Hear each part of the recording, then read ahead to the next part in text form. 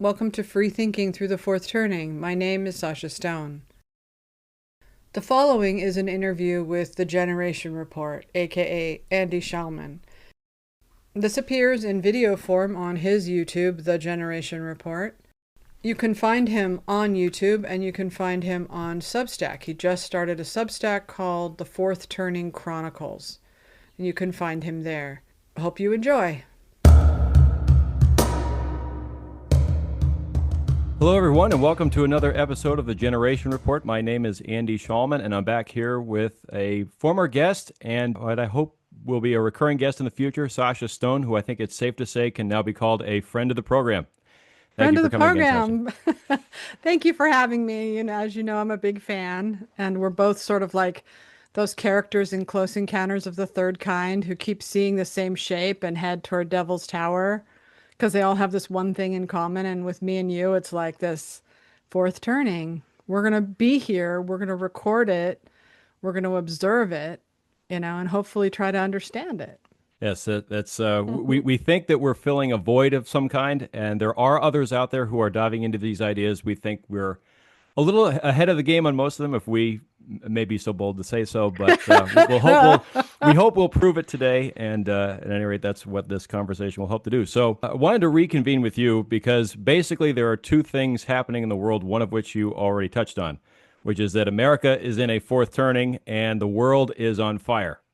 Yes, I like the headline. If that could suffice, we could really go home right now. But to start with the most current news, what was your reaction when you found out about what went on in New York City? Well, it's been milling around in my head because I've been trying to write about it, and trying to process it. And I've come to several conclusions that I think work. But every time I find another conclusion, it takes me down another rabbit hole. And I'm like, oh, yeah. And then there's that. And then there's that. Okay, that's why. But I will say, just in general about the fourth turning, is that the one thing I didn't know when I first started my sort of studying on it, which was in 2020, I know you started a lot earlier, was I would say that you cannot know a fourth turning until you actually live through one. Because it's so weird and it's so hard to make sense of the changes, but you feel the generations. So I know where you're going because I know exactly what you're about to say about Mamdani, which is we're feeling that generation. We're feeling that new generation rising up and the old generation. I mean, it's the fourth turning playing out literally in New York. But, it's because it's a fourth turning and because we're at war and because everything feels like it's about to start a massive war, either a great war or civil war. It's not like Mamdani is coming along and is the great savior and rescuer. No, it's just another battle that just started. Another battle that's going to take our fight even to a more intense level, I would say. Because basically, what he did was he saw what Trump was doing. He saw bold action works, freaking people out is okay. We have to take the fight to the government. And that's what he did. And he did it as a either zillennial or millennial or Gen Z or whatever he is, and speaking in their language, right? Giving them exactly what they want to hear. And I think to them, it's with these do nothing Democrats, it's magic to their ears to hear that. What do you think? Well, you're absolutely right that it's a response in so many ways to the prevailing political currents that have been going on for about 10 years. It's fascinating to me that this has happened on the heels of Bernie and AOC's rallies around the country earlier this year, which really, from a distance to me, seemed like pep rallies, but you could see the enthusiasm on the Democrat side was with the young, the progressive, the young and the staunchly progressive. And the fact that he was able to essentially come from nowhere and win. I saw numbers earlier today that apparently he was polling at 1% in the Yeah. very beginning of the primary season last year. To go from that to where he is, it's a testament to his political talent. But as so many people were saying before I even did any kind of read up on him, he has a megalomaniacal side. He's a And radical. You just he's say. he's smooth and yet he doesn't always, Barack Obama was so smooth that I think only the most astute at the time saw through him. But people right now seem to be seeing through Mamdani if they're not completely in his camp. But he's got a lot of momentum behind him. And obviously, the 40-ish and younger base turned out for him in droves, which is why I said that this is probably a bellwether of things to come, because now that Yes. my generation, the millennials, is ranging from our 20s through age 42, 43, we're the dominant block of voters. We've had enormous influence over the direction of national politics and progressive politics for a long time. This is just another step in that direction. And the fact that he's 33 years old is proof to me, sure seems like surefire proof to me that this is going to be a model a lot of people follow to get into office themselves. Oh, 100%. And when you think about it, nature abhors a vacuum. And the Democrats and the Republicans both left open this one major force in American life, which is free Palestine. It was just sitting there. It was on TikTok. It was everywhere. I saw it all the time when I, would study these the young and middle-aged and old liberal women on TikTok, which is where I love to watch them because they put out their videos and the older ones are helpless and insane and hysterical. They all have the crazy Manson girl look in their eyes. And the younger ones just want something done with mostly free Palestine. There aren't a lot of moderates out there, but Trump isn't free Palestine. The Democrats aren't. Everybody's afraid of Israel. Everybody's afraid to go there and touch that, but he is not. That's where I think, and not only that, but he's drawing a lot of support from the hard right as well, which is really strange, but it is true. The enemy of Israel is my friend kind of thing. And I look at just to sort of take a sidetrack just here for a minute. It's a little bit off subject, but I wanted to bring it to you, and this is a good time to do it. Would you say that the last fourth turning was the end of World War II? Yes.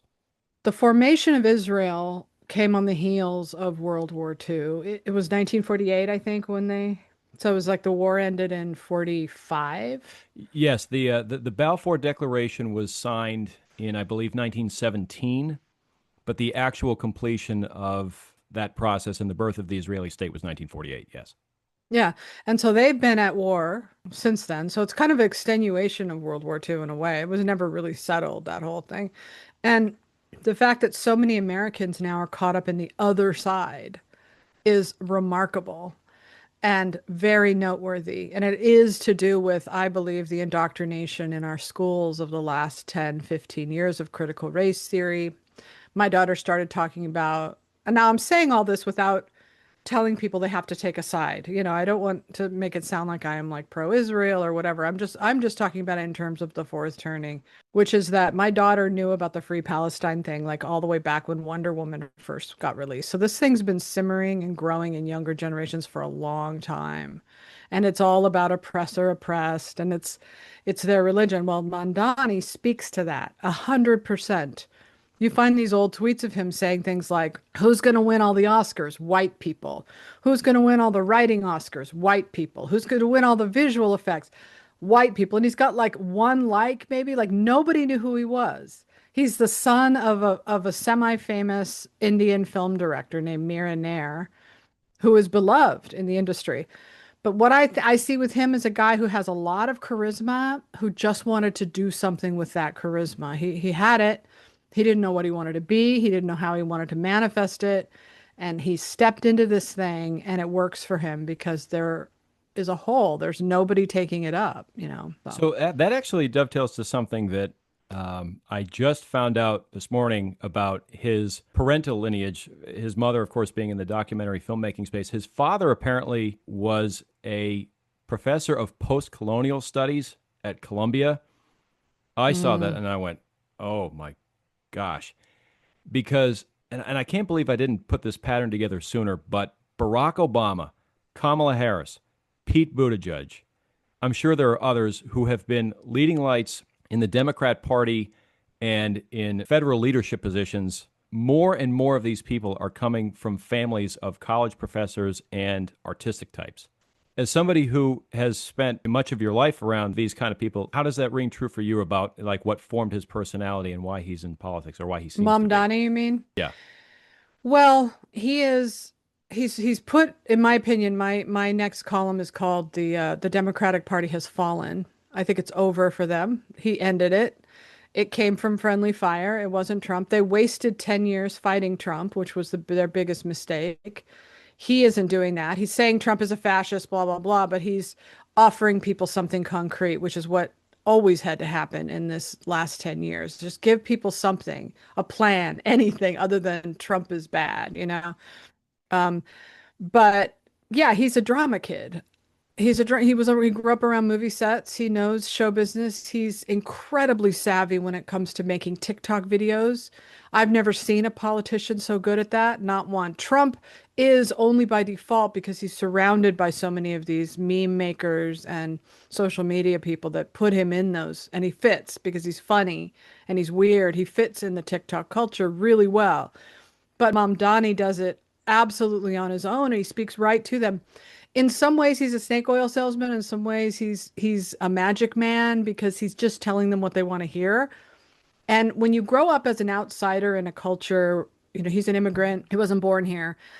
A lot of times you want to, like Steven Spielberg, when Steven Spielberg was growing up as a Jew in America, he always felt like an outsider. So his movies worked so well because he was telling a story as an outsider. And to be a good storyteller in that way, you have to be a good observer. And obviously, Mamdani is a very good observer who observes American culture and is able to mirror back to this generation what they want to hear, exactly what they want to hear, even if it's, I would arrest Benjamin Netanyahu and put him in jail as a war criminal. Especially that. That's what they want to hear. You know, they want to hear put Trump in jail. They would love gulags. Look, they would be fine with gulags. They'd be fine with 1984 like totalitarianism as long as it gave them what they craved. So, in terms of him in show business, Barack Obama is the one who married culture and politics in a way that we hadn't seen since the 40s when the conservatives had both because of the fight against communism, the last fourth turning. The rise of Obama, we've never seen anything like that in American culture ever. Someone who, and it helped because he was at the beginning of the internet, and that's really, I think, what helped shape this monoculture because everybody got online, everybody was being surveilled online. There was a way to humiliate them and control them through public shaming. But Obama became a god to the left, to Hollywood. And once that marriage happened, it wasn't just Hollywood, it was institutions, it was book publishing, it was comedy, it was rock music, it was film awards, it's everything. When Trump won, that power refused to let go. So Mamdani fits right into that. He was born right into it. He's a mini Obama.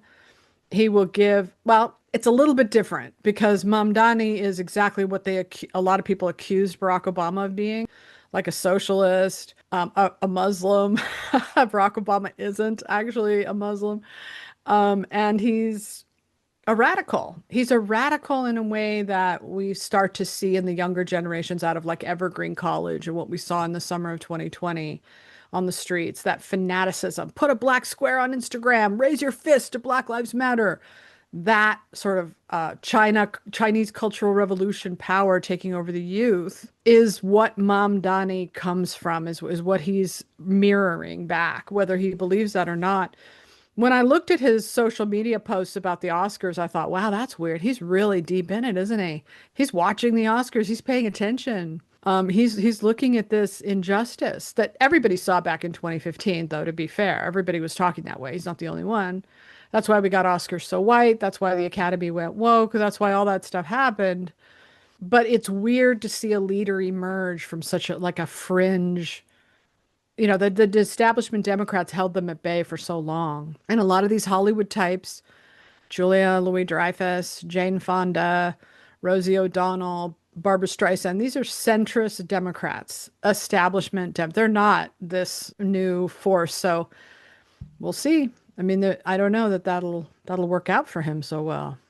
Yeah, that's a good point because I saw when I was getting a fancy degree that I did not need.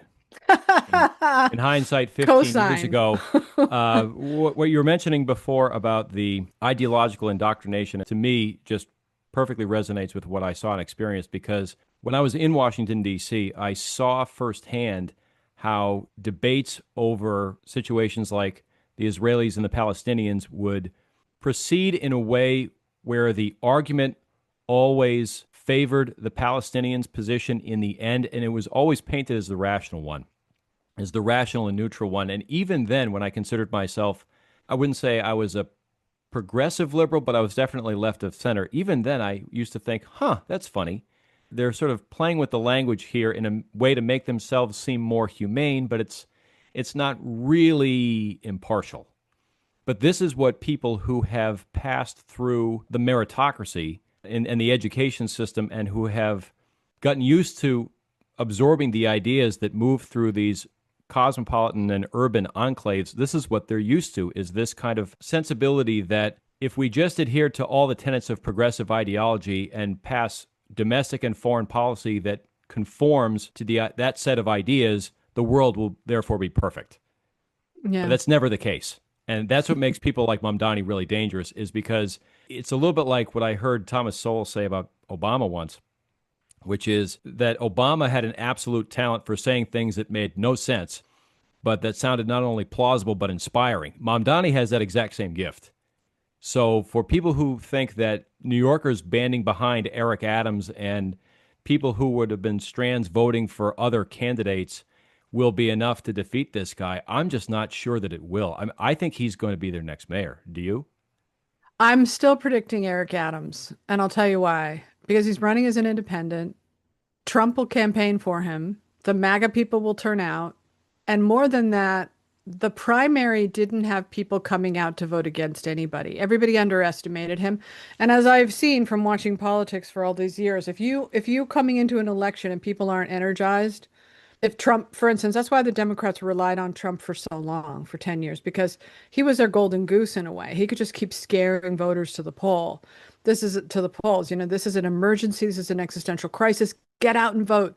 And they did it over and over till the voters were numb to it.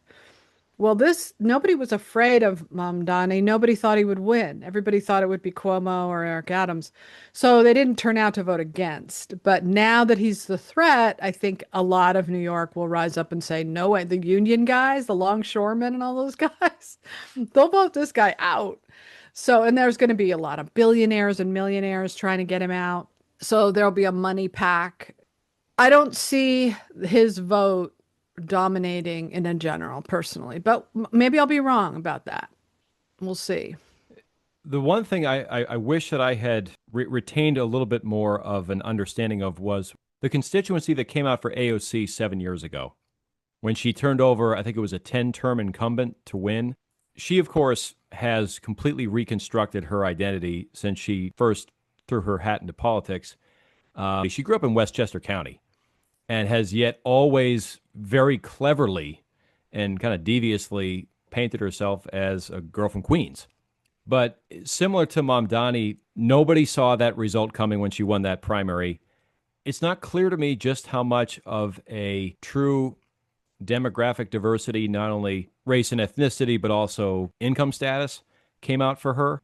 This Mamdani result, though, is overwhelmingly the young, the progressive, the college educated, and white, which tells you that this is sort of a self-indulgent exercise for many of them because they don't have any sense of how incredibly destructive so many of these policies will work if implemented. I mean, my gosh, an 800% increase in hate crime prevention Yeah, programs. that's going Like to who's gonna manifest as who, censorship, is what that is. how's Yeah. gonna how is that gonna be warehoused? Who's gonna pay for it? It's It's cancel unbelievable. culture institutionalized, is what that is. 100%. But the thing that to remember is Bernie Sanders and AOC. Can anybody point to a single accomplishment of either of them? Major accomplishment. Bernie Sanders, his whole career, nothing. AOC, nothing. What has she done for her people? Nothing. She didn't do anything. She just talks a good game. And he's the same way. But you have to remember how Eric Adams got into power. Eric Adams was elected because of the terrible, terrible crime in New York City and the awful mayor that came before him that was too light on crime. He was part of the defund the police. And so they think they're actually going to bring in a guy who's wants to let everybody out of jail. Like, That's Yeah, electoral suicide. De Blasio, he was busy handing out free fries to the vaccinated. Oh, Yeah. so that's why Eric Adams was the mayor. Now he has obviously has a lot of problems, but he's a cop. He can just get out there and go, "You want these criminals on the streets? You're going to vote for this guy?" Like that's why I think that he'll win. Personally, it's really hard for me to see New Yorkers with people getting stabbed on the subway, pushed in. That's why the poor people voted because they don't have the protection of bodyguards and security guards, and they don't, if you live in a bad neighborhood, I begged my daughter to get out of New York. I was like, "There's no police. You've got to get out." And then when Eric Adams got in, they brought back to a degree, but the crime is still terrible in New York. So on that alone, I think Eric Adams can win because they are so afraid of Mamdani more Mm. than anybody. It's the Democrats that are afraid of him. And one last point I'll make on Mamdani that I learned just today. He is an alumnus of Bowdoin College in Maine, which, if anybody listening or watching is from the sort of New England liberal arts college circuit, has that in their background. For those of us who went to a school like that but did not go to Bowdoin, that's a feather in our cap that I think we'll keep with us. Oh no. What is It, it like Oberlin or something like that? Is it one of these like really squishy? Yeah. it's Bennington. incidentally, I hear, because I have people in my extended family, one in particular who actually went to Bowdoin. It's supposed to have the best food of any school in the country. It's had that reputation for a long time. It's in a very, very nice part of Maine, but that's where he went. And Yeah. I hope that the more he portrays himself as a man of the working class in the Bronx and Queens, that people wake up to that. So Yeah, well, he's very, very, very talented and very charismatic. He's a superstar. I mean, yeah. even if he loses the election, he's still going to have. I don't know where he goes from here. Like, he's not a natural born citizen, so he can't run for president unless they change that law, which they might, just so he can run. I don't get that my former side, the Democrats, are eager to embrace socialism at this point. I think that they don't. They fear it. That's why they shut down the Bernie thing. So the question then becomes, can the Bernie movement be big enough to draw them in? Do they hate the Republicans enough that they're just willing to win and they'll go down this road? Yeah, No. I think the biggest difference between sort of the old line, what might be called the pre-Bernie Democrats, including Obama, is they thought they could just win through their veneer of expertise and superior moral persuasion. That no matter what legislation they Right. passed, no matter what they stood for, no matter how they may have even changed their positions, they were just superior, so they were going to get it done on that basis alone. Yes, that's But so right. but Bernie, when Bernie came along, and to his lasting credit, whatever you want to say about Bernie Sanders, he's the first one who made student debt a political issue. Yeah, And that resonated with a lot of people around my age and younger when he really exploded onto the scene around 2015 or so. But absolutely. it's just sometimes the people who launch the political revolutions, they're sometimes the people you least expect. And Yeah. Bernie's going to get he's going to get lasting credit for that one way or the other, wherever this One Mamdani way or train the goes. other. And honestly, like as a former person on the left, a lot of these things would be great if they'd work, forgive student debt. I'm sure everybody would vote for that if it was on the table. It's just a number, it comes down to a numbers game. How many of these voters are out there that would push this? How strong are the Republicans to block it? I will say that Trump's bold moves pulling the country to the right will inevitably lead to a equal and opposite reaction on the left, and that they will want that kind of bold stuff, and they will want the kind of Supreme Court busting rulings that Trump is getting. They'll want it all, and they'll go for it all. And you know what? They should. That's politics, go for it. See what the people want. Let the people decide. That's totally democracy. I guess what worries me most about them is just how terrorizing they are and how totalitarian they are. Like you say, that moral high ground is really dangerous and damaging to this country, I think. It's the reason I left the party, actually, because I couldn't stand it. This moral superiority against the other side. It made me sick. I didn't want to be part of that. And that's not a political platform. And to his credit, Mamdani doesn't really carry that snobbery, I don't think, as much as Obama did.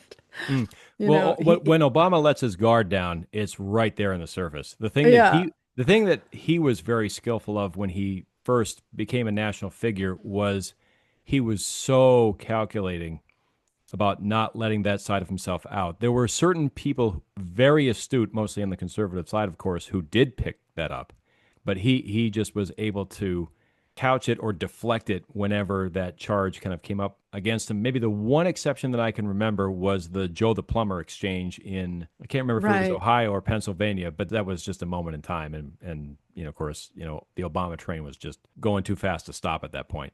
But Yeah, let's it's hope Mondani's not another one. well, yeah. His charisma alone will take him very far. That in politics, that's all you really need, honestly. They'll forgive you almost everything else if you have that. That's the weird thing about charisma is Trump has like a once in a generation charisma that has allowed him to get away with stuff nobody else would ever be able to get away with. He just has it. He's lucky. If you have it, you know you have it. It's power over people, and it's an intoxicating thing to have. But just quickly on the fourth turning, you remember we talked about Neil Howe and the financial crisis of 2008 being the crisis that sparked the fourth turning. Well, that led to like the Occupy Wall Street to Bernie movement, right? So that's part of the fourth turning, this uprising of these young people who don't think they have a future in this country, that they can't buy a house, that they don't want to have kids because of climate change. They see a very grim, they believe all the the media tells them about Trump being a fascist and they're giving up on their country. So they need this guy to give them something to look forward to, an America that they can shape. And then the other populist movement is obviously the Tea Party and the Trump side.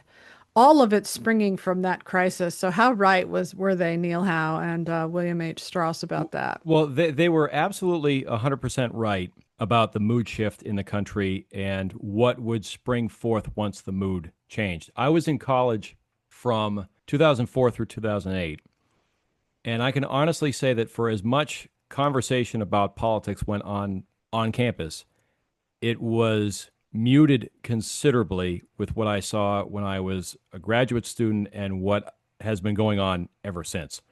The conversation was basically limited to, do you want to be with the campus Democrats? Do you want to be with the campus Republicans? I repeatedly refused requests, it seemed like every month or two, from the person I knew who was in charge of the campus Democrats. I was too busy, well, going to class, yes, but my big major was track and field, if I'm being totally honest. But the main thing that people did back then was just tune into Jon Stewart and Stephen Colbert, I get a know. sense of moral and intellectual superiority over the dimwits leading the country. There was such a, and I'm sure you can, you could probably Remember, yeah.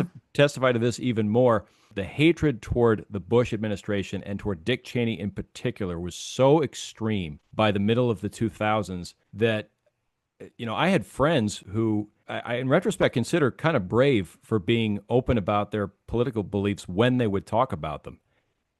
That's the circumstance in which Barack Obama, Yeah, right. rose like a rocket to where he ultimately got. And there really was a feeling at the time, this is when I was graduating college, that, this was the future and there was no going back.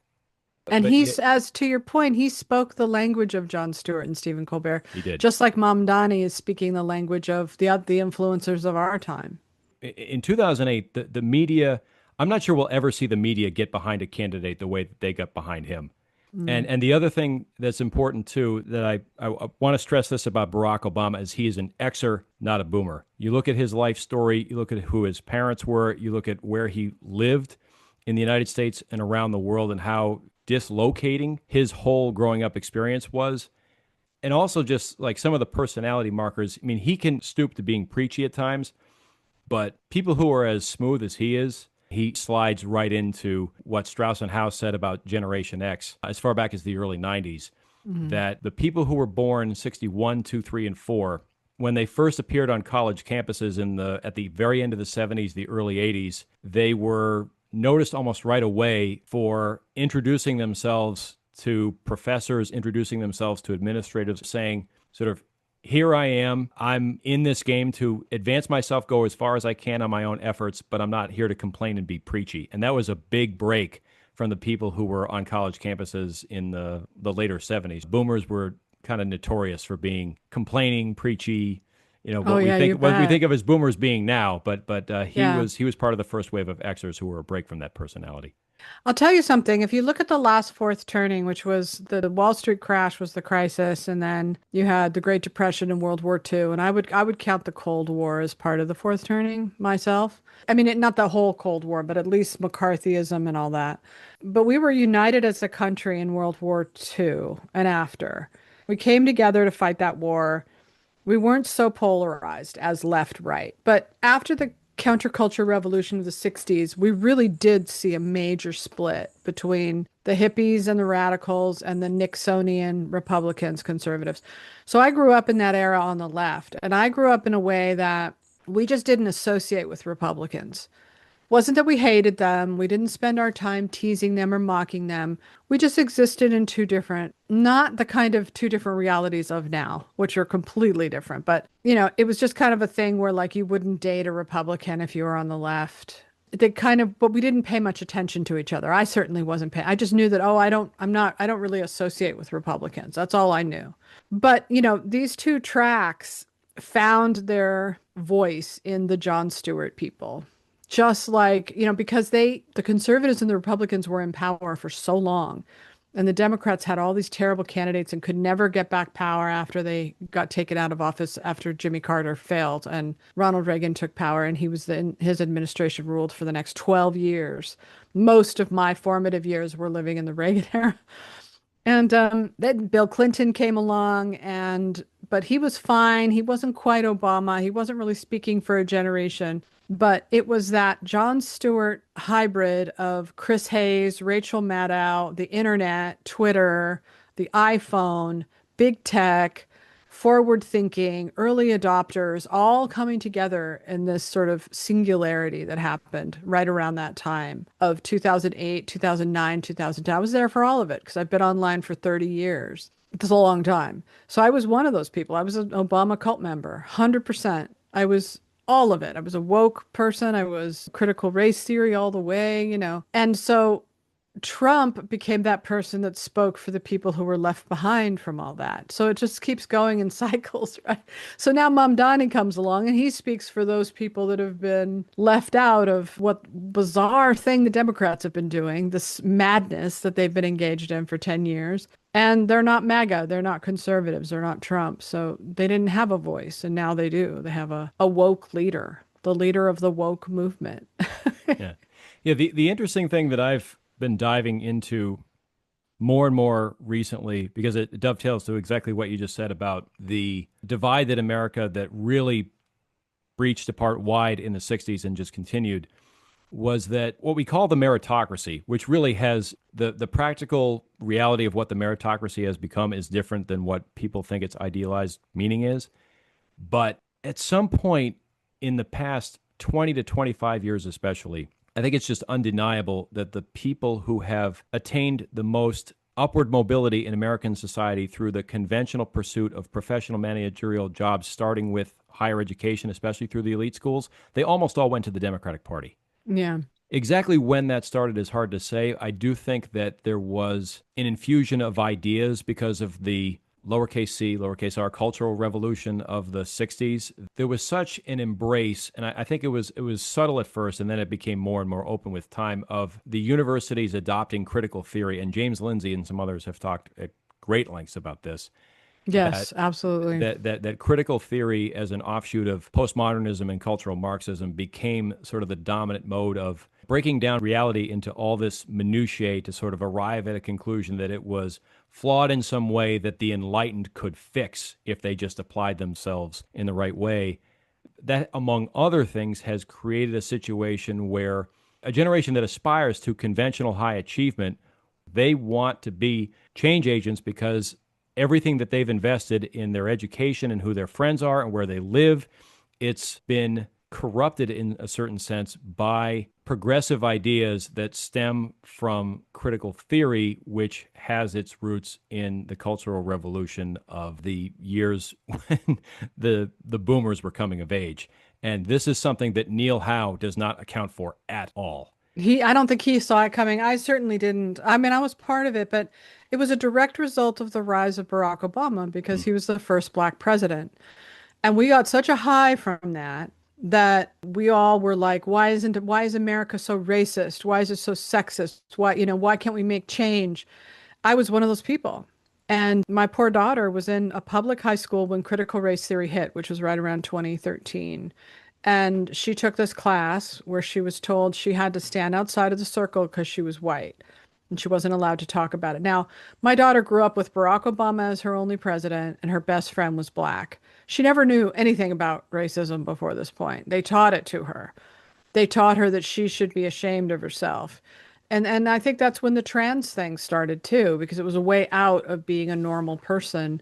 So what they did was they took, if you take the Cultural Revolution in China, you take Russia, you take Cuba, you take any of these places where they can't divide on race and sex. It has to be class, right? Because that's the only way that they can identify through tribal affiliation where a person belongs. But in our country, because the left had all the money and power, it couldn't be about class. And the Bernie thing was to a degree, but identity politics swallowed it up. And Mamdani is the hybrid of the two. He talks about class and he talks about race. But on the left for all those years, race, and still is, by the way, a way of categorizing people and deciding who gets power and who doesn't. I had no idea back then that it would lead to the complete and total destruction of everything I love. Movies, books, comedy, science. I just never saw it coming. I didn't think people would be that stupid. I didn't think they would go along with it so easily. I never, ever in a million years thought Hollywood would give up on making money, but they did. They traded it for ideological purity and status. Hmm.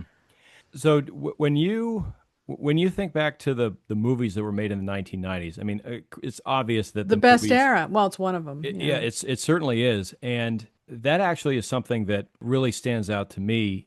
Not only the understanding that the movies made in the 90s absolutely could not be made now for the reasons you mentioned, Yeah. but yeah, I wonder when movies will be made like that again. Never. I completely took it for granted that they would just continue like that. And it's not to say that there aren't occasional exceptions. I think we talked about the last time we spoke, I went to see A Complete Unknown twice. Right. But it was because I had heard great things about Chalamet's performance and that the movie was just a terrific, albeit very condensed version of events and stories and people that, I'm a big fan of. But one of my other favorite movies that sort of fits into sort of that whole aesthetic is Inside Llewyn Davis. Have you seen that? Oh, yeah.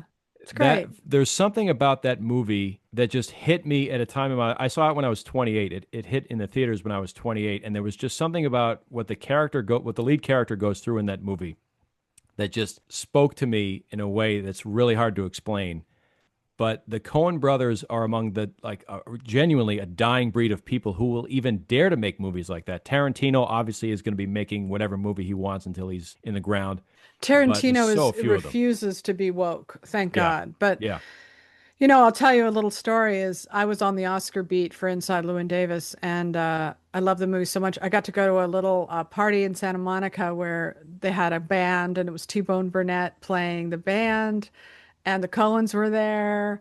And I mean, it was amazing. I was like, this can't be really happening, and they were singing the songs from the movie. It was so great. It was really spectacular. That was what, 2011, 2015, something like that. I can't remember. But the Oscars, like the Democratic Party, have fallen. They've fallen just like Hollywood has fallen because every time you turn on a movie and you see the woke casting, the story's already told for you.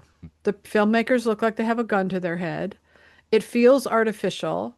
And you know that the only characters that will be allowed to be negative are usually white men, they're demonized, and or maybe white women. But beyond that, every person of color is gonna have to turn out to be aspirational by the end.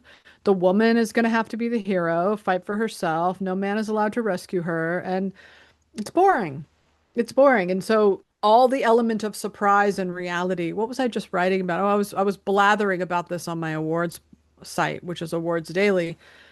I was writing about that because the New York Times put out their list of the 100 best films of the 21st century. And Alexander Payne's Sideways isn't even on the list. And that's like one of the greatest films, in my opinion, ever made.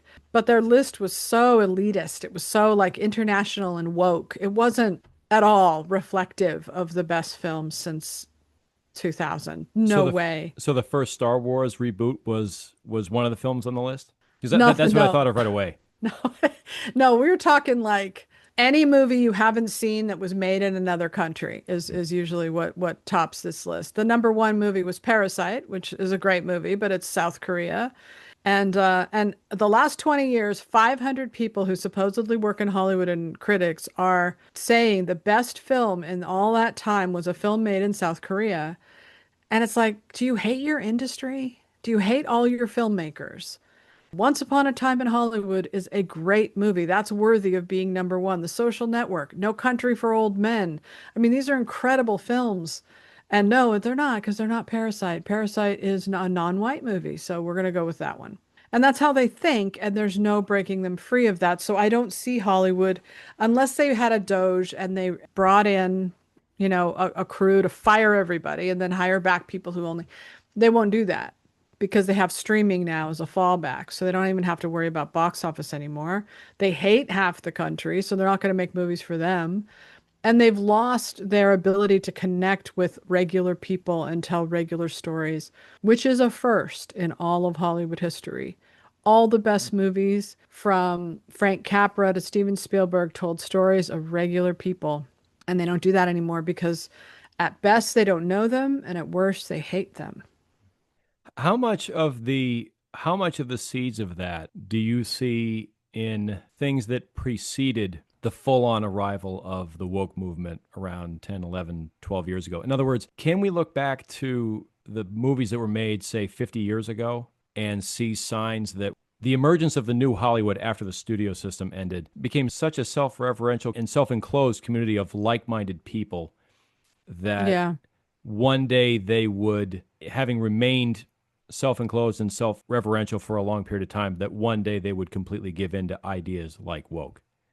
Well, because we built a utopia with Obama in 2008. We had, with the help of the internet, as civilization migrated online, we built a utopia. So that included the media, all institutions, universities, television, and film. So I was there for all that.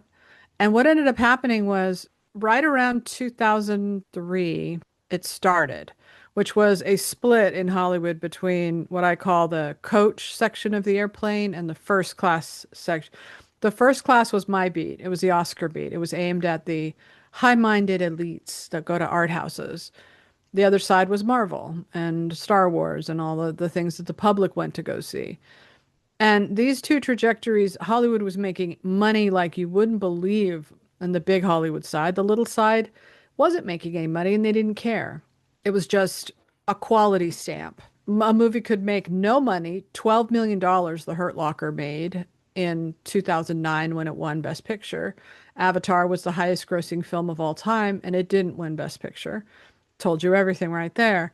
So as these two worlds diverged, it became like the Interstate and Bates Motel. Hollywood became Oscar Hollywood, the elite Hollywood became so insulated and isolated. It became like a royal court. It was a panopticon of people who all believed exactly the same thing. But I didn't realize it would become a totalitarian hellhole until cancel culture arrived. And that didn't happen until Trump arrived in 2016 because that our utopia was threatened.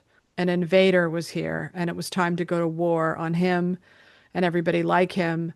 And the first thing that happened was, well, I mean, the woke thing happened really slowly. I was a woke blogger advocating for Black artists and women for most of my career. And then when the Oscars So White hashtag hit, which was around 2014, which coincided with Black Lives Matter, the internet, social media allowed us to build these little armies to make noise and give a voice to people who didn't have a voice before that. Black Lives Matter is a great example. So when she came out with her Oscars So White hashtag, I was already known as like a really irritating woke blogger by then. I didn't get any credit for it because I'm a white woman. It had to go to her. She's black. But I had been really trying, moving the needle very loudly up until that point.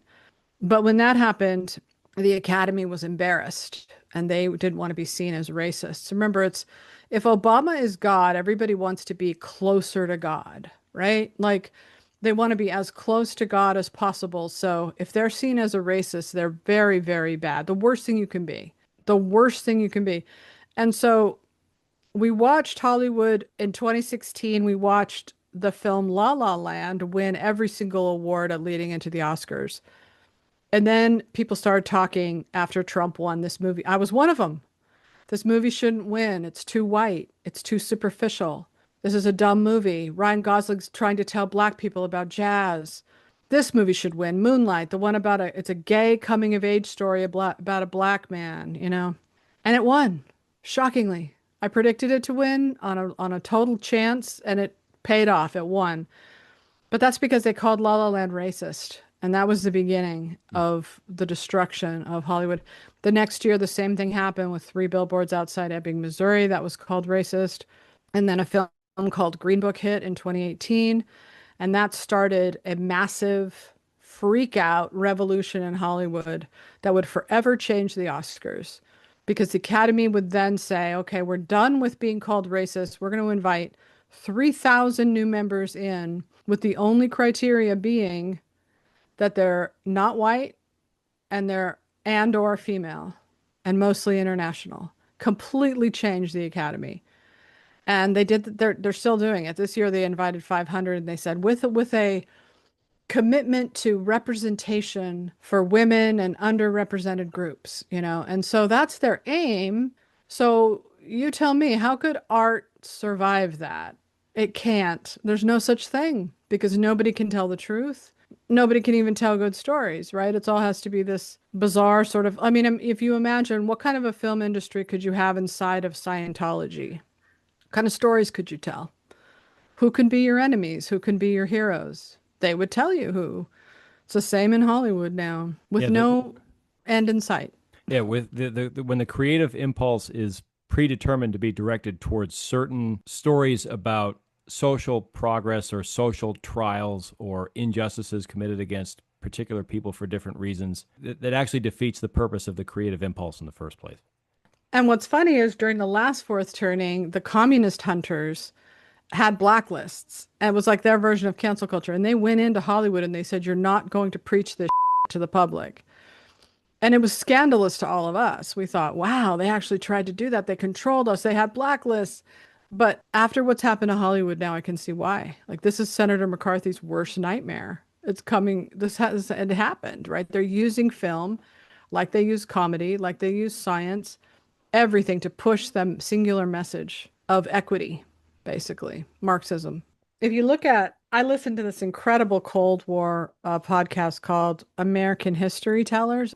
It was one of the first times that I heard anybody talk about what it was like to live in America during that time, because what they did, this was by design using the FBI. They called it a whole of society approach to eradicate communism.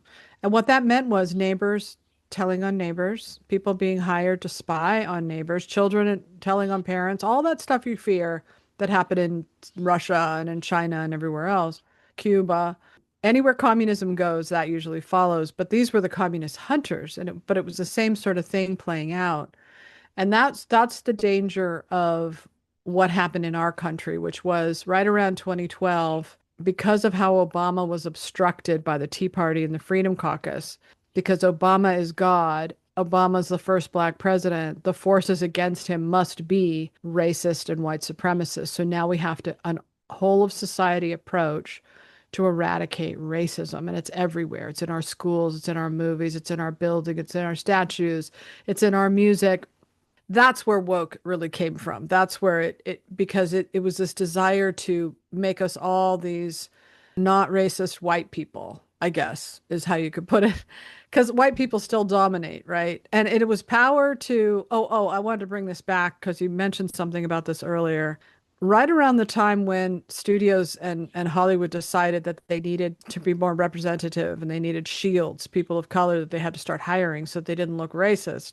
Everybody was afraid, like being a communist, of being seen as racist. And at that point, a lot of people that I know who had no power before that, like bloggers that I know who were in the same beat as me and who were maybe were black or not white, but weren't really judged that way or seen that way or given any favors because of that suddenly rose to the top of the pile almost overnight, which was, I was like, wow, that's great. So they understood that this is a moment in history, a window in time where they can surf this wave and rise to power, and they'll have the actually powerful people opening doors and elevating them and paying them lots of money. So why wouldn't they take advantage of that, right? You see a lot of people like that on MSNBC now. Yes, on MSNBC and movies, everywhere Yeah. you look. Now, I think personally that that robs people of their right to achieve on their own and to be respected for their own talent. Because once you're used like that, then no one is ever really going to look at you and say that you got there because you deserve to be there. And I think that's unfair personally. But I think if you're making that kind of money and you convince yourself that this is great, that why not? Why not finally get some rewards for being a part of the underclass or a minority? Why not rise to the ones that bother me are the ones who are white people who want that kind of power so they become trans or non-binary or whatever it is so that they can rise and start fighting for their rights in the same way. I'm like, get to the back of the line. They just give a sense a lot of the time that they are certain that the world has done them wrong in a way that those wrongs must be rectified right now, and that Yeah. as an ennobled victim, they have persevered through it all, and now they're here to tell everybody else, come along with me because I'm a good person. But it's a slippery slope before their certainty that their ennobled victimhood should make them powerful at your expense, Right. um, goes That's to a where it's starting to strange go. place. Yeah. Yeah. Like a friend of mine who's an Oscar blogger just called me out on Twitter. I've known him for 20 years and he's half black, half Latino, and he got a job as the head writer at Variety. So he got good for him, right? Promoted. But the power has kind of gone to his head and now he's being sort of and he called me up because I accidentally called somebody of color who wasn't actually of color, who was from Spain and was actually white. But I just looked at that and I thought, wow, wow, okay. So that's what you're gonna do with the power that you've been given?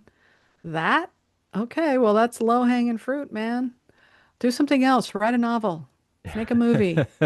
And I've now hit the point in my life where I pick up on anecdotes about people that I knew in high school, and I'm sure maybe some in college too, who have risen to the top of DEI bureaucracies.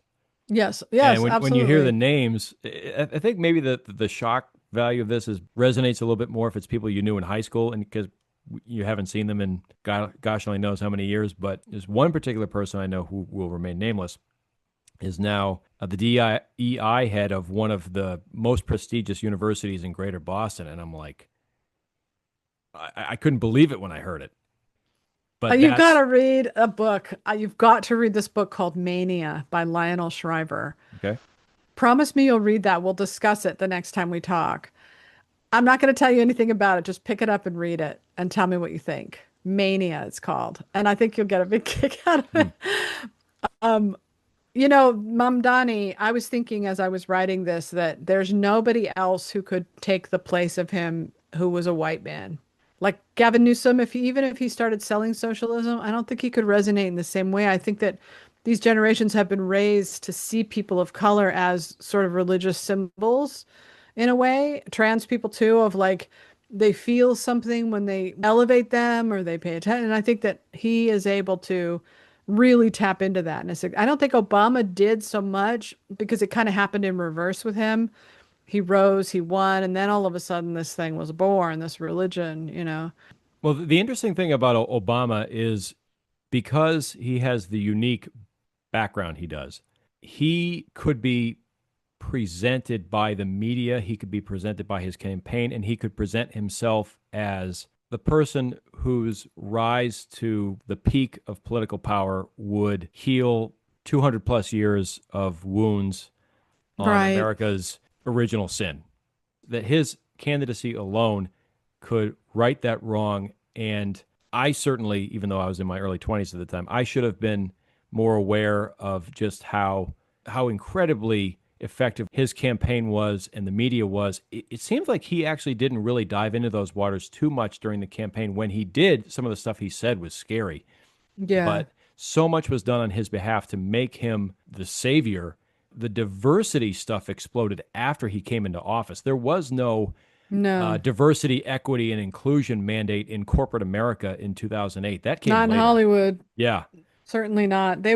People attacked me, in fact, for talking even about that. All the same people who are now woke used to say, you can't elevate people just because they're black. You can't.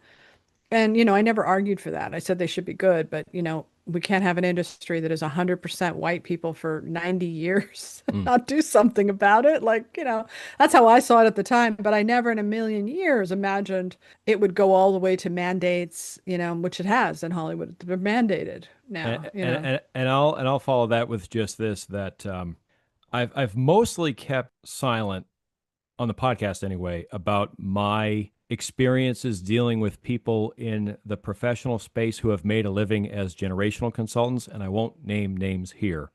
However, I have at some point or another in the last several years personally reached out to a number of the biggest people in that field. When you deal with them, they certainly leave something wanting. Most of them are hollow shells. They're used car salesmen. yeah. And I could tell when I was dealing with them that these are people who had made the decision to deal only with clients who wanted to hear about diversity, equity, and inclusion mandates, and Yeah. they would weave their generational insights into this whole new set of ideas, this new set of initiatives that corporations were adopting and franchising. And when they picked up from me, not that I was constantly betraying my politics, they could just tell by the language that I would use and the way that I would kind of pitch myself as somebody who could help them and help their clients. They wanted nothing to do with me, and I Oh, don't think yeah. I don't by any means think it's just because of the obvious things that make me who I am. It's just that I wasn't speaking their in language, and because I wasn't Oh, speaking their God. in language, I couldn't help them get more clients. Absolutely. That's why all the movie studios pulled their ads from my site, why they don't invite me to screenings or anything like that, because I am a threat to them just in that I don't believe their stupid delusion. And I remember reading up on Salem, Massachusetts one time when there was this one guy who didn't believe any of it, thought it was all junk and that the girls were faking it. And he made some joke to somebody once, and that joke got him accused of a witch. And I think he went to trial, and I think he actually was executed That sounds just about for right. laughing. I should know more about the history of Salem because actually, as it Oh, so it's so happens, my fascinating. brother used to live there No in the town. way. Yeah. Oh Oh yeah. God, I've been Great. obsessed. Greater Boston's a small universe, but Yeah, no, Salem as well. It's actually Salem is where they celebrate Salem, but it's actually all took place in Danvers because that was Salem Village at the time. oh yeah. Danvers, Mass. Danvers, Mass is 2 towns from where I grew up. Yeah, that's where I want to go. I'm gonna go there sometime to research because I have two major fascinations and they're both in Massachusetts. One is the Lizzie Borden case, 1892, and one is Salem, 1692. Hmm. And I keep thinking that if between these two, Fall River, Massachusetts I drove there on my last road trip. Okay. But both of them are fascinating rabbit hole stories, especially Salem. Depressing. Salem is more depressed. Lizzie Borden's is more fascinating. The Salem one is like, 4-year-olds rotting in jail, dogs being accused of witches and being killed and all that. Like people, not the brightest back then, but I would think that all these years later we wouldn't be capable of that, but we are. We're not quite capable of execution. But these fanatics, these Mamdani fanatics, I don't know, man. I think Yeah. they might be down with firing squads. The means change, but the human nature behind it never does. Yeah, just got to justify it. Yep. If you can make people mad enough and you can justify why these people need to be put in gulags and kept away from all of us pure people, you can go get away with it. And I'll tell you this, the one thing I really like about Trump and appreciate about him is that if you're born in America, you have one thing that you have, and that is you are an American citizen, and that has value. If you have a leader who teaches you how to love your country, to put a big giant flag on the front of the White House and say, "We love our country, and this is who we are. We're Americans." I think that resonates with so many people in every part of the country the left wants to teach them that they're perpetual victims and that because they're born black or they're not white, that they can't rise in this country unless someone hands them a favor and elevates them. And what a terrible thing to teach people who are born into this country. Why not teach them instead? You are born as an American, you have a blank check that you can cash. Get out there and do it, and you can do it. Like maybe you can't do it, but you should try. And it's that optimism that he brings, I think, that has meant that he draws people from all of these different groups. Because I think that even if they have nothing, the fact that they're Americans is something. It's value, it's money in the bank just to be in a free country where you can build a business, write a book, be anything you want. I don't want any leaders in power who don't believe that. Yeah, yeah, and which makes me think right away of Gavin Newsom because Oh, God, he the checks all those worst. boxes. We know just a little bit of a preview of things to come on the Generation Report following the point about analogizing with the Nazis. I'm not as well read on this as I might be, but I think to a reasonable degree of certainty, I've uncovered that a lot of the presumptions on the left that their opponents are essentially or effectively fascists by dint of just believing something different started with a study that was published in 1950 called The Authoritarian Personality by one of the kingpins of critical theory who came over from Nazi occupied Europe named Theodore Adorno. And he had a team of researchers at UC Berkeley. They created a personality scale that they called the Mm. F scale, F for fascist, of course, that tested all of these people across the political spectrum, but which mostly focused on people who were in the center and slightly right leaning to further right. And if they had anything resembling traditional beliefs, if they didn't believe that decisions on government and foreign policy should be best left to experts and diplomats, if they had any whiff of being apart from the hard left worldview of lofty intellectuals like themselves, they were essentially labeled fascists, or at least latent Oh, God. fascists. And this, from what I understand, is considered by most people to be the most influential study, certainly the most influential personality study produced and published in the American social sciences since World War II, and it came out in 1950. Fast forward 75 years, there has been a 75-year incursion of this belief through so many of our institutions that, Yeah. Donald Trump really was the tripwire that finally sent them into this alarm of, oh my God, fascism is at our doorstep. It can happen here. But the idea was planted a very long time ago. Which is funny because, if you think about it, 2016, and they were already calling him a racist on the border issue, which he was very loud and, right up front about. He didn't hide it. He didn't pretend to be anything else. He said, they're coming here. A lot of them are criminals and rapists, and we're going to deport them. We're going to secure the border. We're going to deport them. So they knew that all the way back in 2016. And that's not the reason I don't think that they lost their minds when he won. I think it's because we had such a carefully constructed reality that said you can't talk a certain way. You can't joke a certain way. You can't be a masculine man. You can't make sex jokes. You can't call things what they are. Trump speaks the old language of what America used to be like. But that's not what we spoke when he won, the Hillarys and the Obamas and all that. We had this very carefully constructed, soft language. And I think that's more than anything what threatened people is that they heard him say things that they know in their mind you're not allowed to say. And that just flipped them out. And they could never get out of it. They can never get back to normal and just say, you know what? Sticks and stones, man. Okay, say whatever you want. I don't care. I'm strong enough to survive it. Imagine if you were for a society so fragile you needed trigger warnings on movies or art or paintings, like, or jokes. Like, if you're that fragile, imagine trying to get through World War II like that, or World War One, or There's a whole even lot of memes Vietnam. about that. Men, what happened kind of thing. Can you imagine? Yeah. A trigger warning on Gone with the Wind, is going to send you into some frenzy with an anxiety attack. Just get over it. It's a stupid, the words, fine, whatever.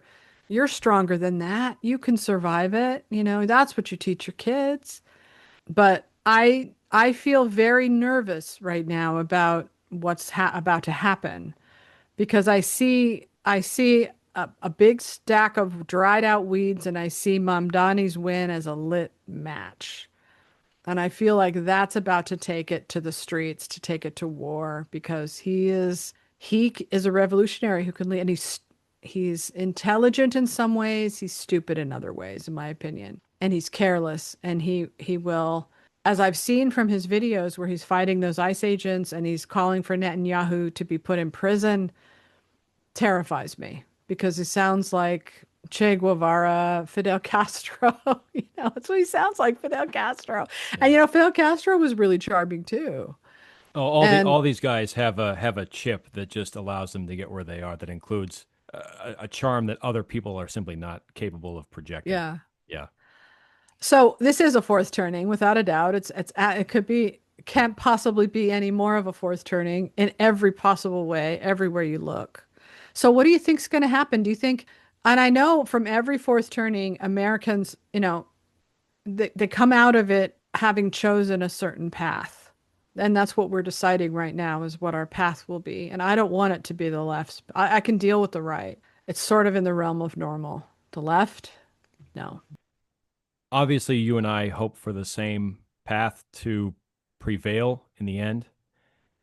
The thing that I've increasingly come to the conclusion about with respect to the left is they are so assured of their own moral superiority especially, but intellectual superiority too, Oh, that they will not build anything which does not serve their own ideological purposes.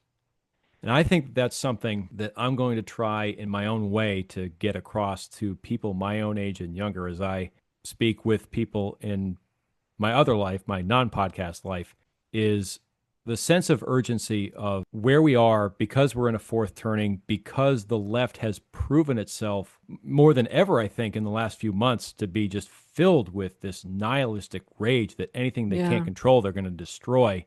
The pivot then becomes okay, within those of us who would like something different, we all have disagreements about different things, the values we think are important, the lifestyles maybe that we lead, where we want to live. We all come from different backgrounds, but do you want to live in a country where nothing that serves the whole country and that lasts is built for anything other than purely ideological purposes? Well, if your answer is no, that's what the left is planning. And that's where Yeah. the left is taking us if they're not stopped. Well, I hope we stop them. I mean, I was always wondering years ago when I thought about this fourth turning and I knew that there was going to be a war, there had to be. And so I would think, well, what would be enough to start a civil war? What would be enough to start a great war, a world war? It looks like Trump has stopped the world war, but now it's going to focus on more of a civil war. And you think, what is an issue people are willing to die for? I think some of these fanatics are willing to die for mass deportations. Certainly transgender stuff, probably. Those two, to me, are the 2 points where I could see these guys forming a much bigger, violent army than we saw in 2020. I'm worried Yeah. about what they're going to do Yeah. because of what they did. Now, a lot of the people that were protesting over the summer of 2020 were angry about racism. And a lot of the black men have kind of gone to Trump, so they don't have that same energy. So it's mostly going to be these college kids. But it still could still be really bad. I think that the crazier the left is, the more people are going to want to move to the right because the Trump side's going to seem like the more normal side. But I think you should write a book. I've got plans to do that. The angle that I would like to take, and I leave this to anybody listening if they've got ways they would like me to modify this. I'm receptive to that. Is how history became so distorted that people believe that right now the ultimate problem that America has is that we're losing our moral superiority. I mean, most of these people who go out to like the No Kings protests, maybe the greatest trick that the mainstream and the establishment, the greatest sleight of hand they convinced these people of was that we are now living in an America that is directly handed down from the founding in every meaningful respect. And that's just not true. Yeah.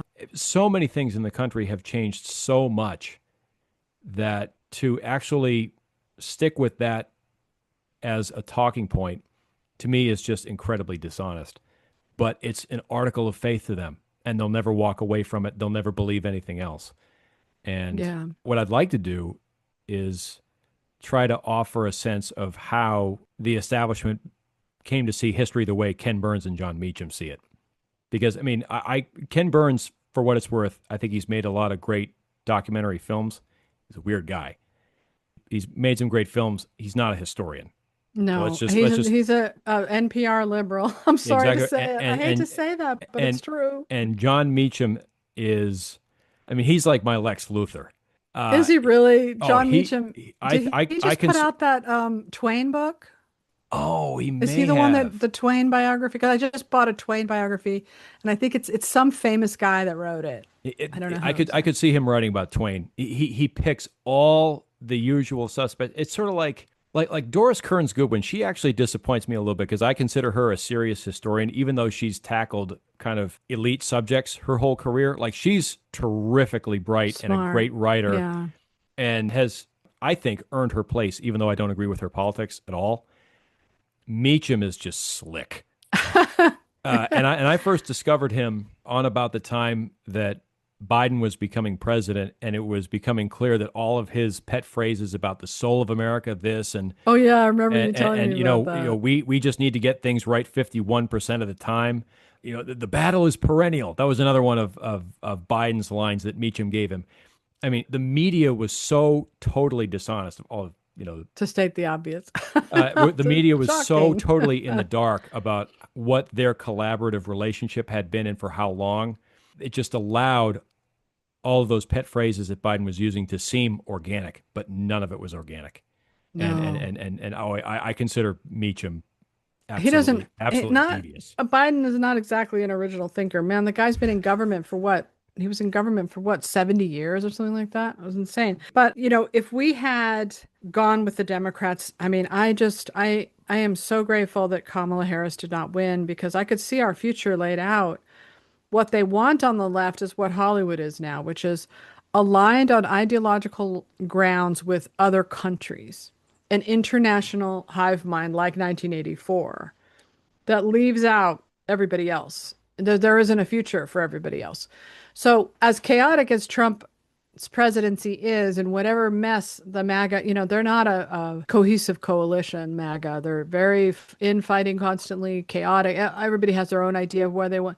It's like the Republicans before the Civil War, actually, because that's how they were too. And, obviously everybody knows, as you know, Lincoln wasn't exactly Mr. Popular. You really see that The when you go to the historic sites for him. By the way, some of the stuff that people were saying about him, you almost can't even believe it.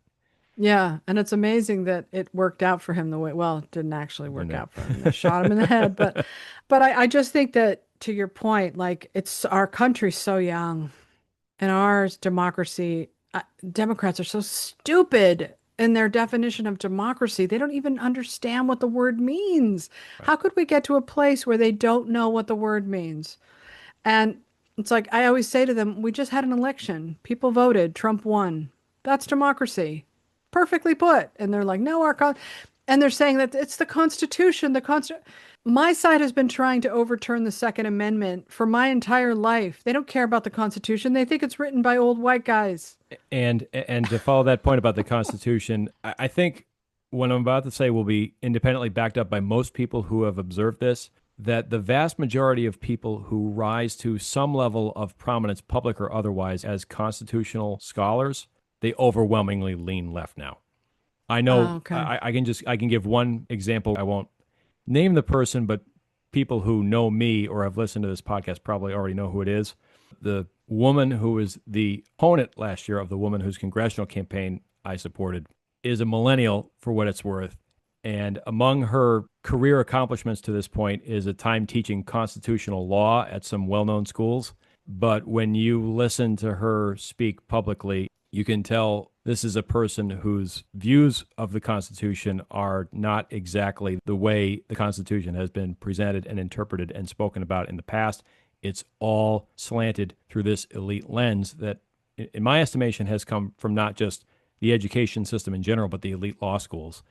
Right. And they're in, so, three of them are on the Supreme Court. And it's interesting that the lawfare, that's the fruits of the labor you're talking about because they're all in the judiciary. They played the long game. They got into the schools, they got into the institutions, they got into Hollywood, they got into the judiciary, they got everywhere. And then one man was able to undo the whole thing, which is pretty impressive. I mean, he hasn't undone it. It's still going on, but they're pretty powerful force. All right, we've talked a long time. I think we have to. I'm sorry, we could talk for like Oh, five we could. hours. Absolutely. So, for your podcast, for your Substack, for Awards Daily, for anything else that you have coming up, what would you like to plug? Uh, I think for your listeners, if you're interested in listening to reading a person who is taking Hollywood to task and telling the truth in ways nobody else does and get attacked in the comments for constantly, you can go to awardsdaily.com. If you want to hear podcasts that I produce that people seem to like about this subject that we're talking about, that's sashastone.substack.com. That's pretty much it. That's all I got. I don't have a book or anything. I should. We both should have books. We should Yes. have our books on our back shelf that say by us that people can buy, and we don't because we're Yeah. lame. And I should point this out too, is that I actually got a request just the other day from someone who's one of my regular listeners about starting a Substack, which for a variety of I've reasons, been telling you that. mostly just because I've been overburdened with a lot of other stuff that's not podcast related. I know I've been dragging my heels on it, but I have plans to start that up soon. Wonderful. So I've been that's telling you so that do that's that for a long something time. I've been producing the video stuff for a while, and I do feel like it's kind of coming to the end. There's a couple of more topics I want to make sure that I hit, You can do regardless of how long I both. continue. You can do Uh, both. Your there's Substack can be the generation report. Yeah, absolutely. Yeah, there's one episode, as I sort of alluded to before, on the meanings of words that have been changed. Democracy being number one. There's a Oh, little giveaway, but there's some others too. And the other episode that I committed to making is one that I've been planning for a long time on the hero archetype, because I consider myself nice. as having, gone way too deep into these ideas for way too long, and being a millennial, I consider that to be a subject that I can produce something about that nobody else could touch. I know exactly how I plan to start it and how I plan to finish it. Very The good. stuff the stuff in the middle is just what I've got to work out. But those are two things that I've got planned, and No time like the present. no time like the present, right? So All right. Well, it was really nice talking with you. it's Thank you for always having me on your show. I'll have you next time. um, Okay. We should it's pick just a a matter of like a working out day. schedules. Yeah. But All right. it's always great to chat, and we hope this will start to reach a bigger audience, so that if you don't know what the fourth turning is, please look it up, read Strauss and Howe's books. But The I original, implore you, people, 1997. make independent assessments of them on your own. Listen to Sasha's podcast, Free Thinking Through the Fourth Turning. That's on iTunes, YouTube, and Spotify. Probably. Yeah, I think so. And my podcast, The Generation Report, on YouTube, iTunes, and Spotify. If you enjoy these kinds of conversations, or just want to take a little bit of a deep dive into some independent ideas of how things got to be the way they are, please check out our stuff. We encourage a whole range of feedback, but we're sort of in the same headspace of trying to move a conversation along about a lot of issues, and that's kind of why we've got this collaboration going now. But thank you so much again for coming on. You've been a great help to me. It's been great to know that other people in this space appreciate the work that I've been doing. I really appreciate what you're doing, Absolutely. and we'll hope to talk again soon. All right, man. You have a what is it? Weekend? Yes, have a great weekend. And oh boy, let's hope that America survives the next couple of days. Fingers crossed. Yes. All Thanks right. again. Bye-bye.